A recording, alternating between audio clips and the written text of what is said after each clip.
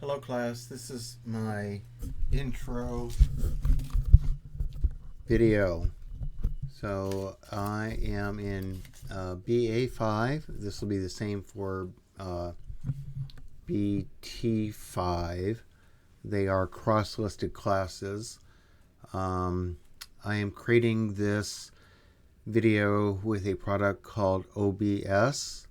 It allows me to put me in the lower right hand corner, and then I just really simply display my entire screen here. There are options for me using OBS to display specific browser instances and then to name them, but I've really never had success with that. What I can do is just capture my entire display. So whatever is displayed on here, that's what I'm capturing. Anyway, you do not have to have OBS. It is it's not, I don't know if it's freeware. I don't know what the licensing is on it, but it doesn't cost anything to use, and it is Windows based. Okay, so I'm using OBS 32.0.4, and I've been using that forever. Also, a few notes on everything I do. I've been publishing on YouTube literally since Google purchased YouTube in 2006. So for 20 years, I have been publishing. I record things, then I push them to YouTube, and I make them public, and I publish them. And I've been doing that for 20 years. Literally, I have hundreds of videos out there. I've never gotten a penny for my YouTube content. Don't even own stock in Google, but I'm just saying YouTube works, and I've never been hacked or stalked or anything. Having said that, I understand some students have trepidation about, using YouTube. And personally, I get it. I'm not a fan of social media, maybe because I'm, 100 years old, and it didn't get into the social media thing. I remember the first time I was exposed to the social media, kind of as we know it now, a product called MySpace, and my students were distracted, and that they were on this product called MySpace. Anyway, that led to Facebook and led to all these other things. So anyway, if I do, this is a online class, so, and also for workplace communication, you do need to be aware of producing video content. So if you are totally against, you have some religious beliefs against,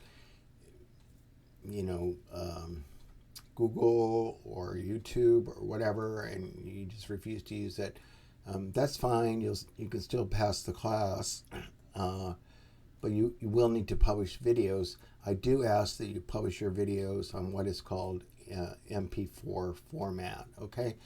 And then I'm on an old dinosaur Windows 10 machine in my office. That's where I am right now, in BE 103. So it's hard for me to convert .mov that would be recorded from a Apple device, like an iPhone or something like that. .mov. Anyway, that's Apple's version of it.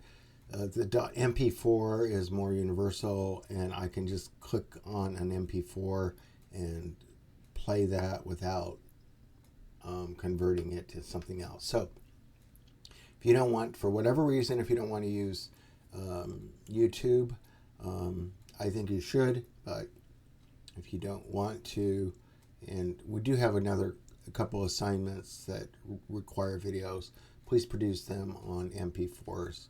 Okay, anyway, so this is my intro. You can call me Dennis. That's my business name in business.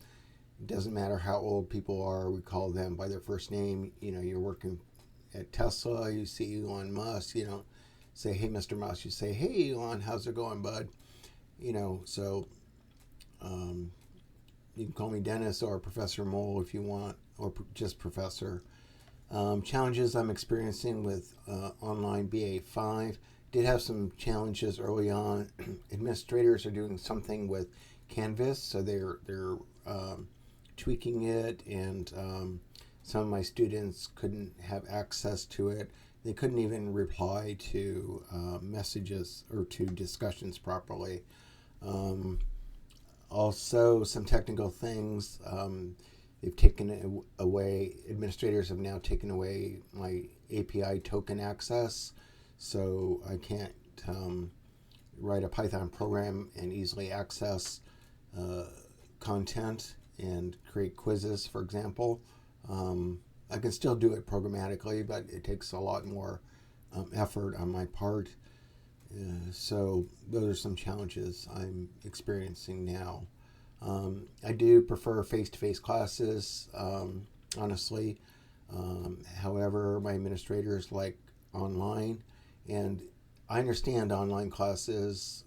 Some students cannot take, for whatever reason, they cannot take a face-to-face class. So I do my best as an online teacher. However, I do prefer face-to-face classes. Am I overworked without time? Yes, I'm totally overworked. I have 5 online classes, and administrators are making sure that we as online teachers are interacting every single day with our classes, and it is totally overwhelming. But I'm doing my best. I do have fast internet access here in my office, in my little office in the business education division, which is fine. I'm not going to complain about that. I'm in the Pacific time zone. Right now it's winter, so it's Pacific Standard Time. When we go to daylight saving time, it will become PDT, Pacific Daylight Time, or Daylight Savings Time. I'm a native English speaker. I do have a goal to teach foreign language to our Special Forces soldiers. I want to do that as my retirement job. Right now, the language of vogue is Russian, so I would like to get to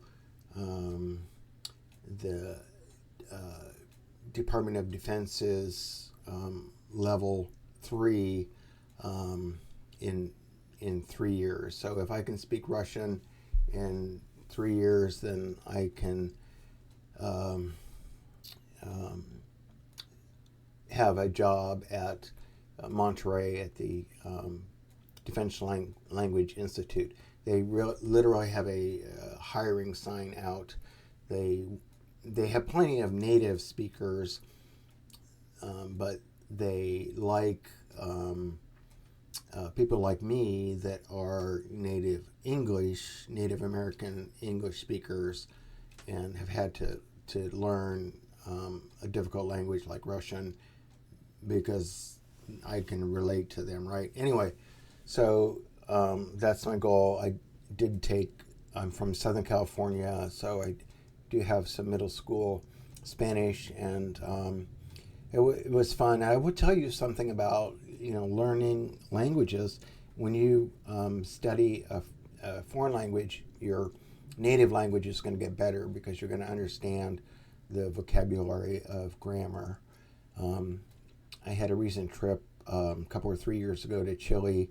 I went there about this time in the wintertime, so it was summer there, and it was in Patagonia. It was really nice. And anyway, I got to use my 8th grade Spanish with people that only spoke Spanish, did not speak a word of English, and it was great. It was a wonderful experience. So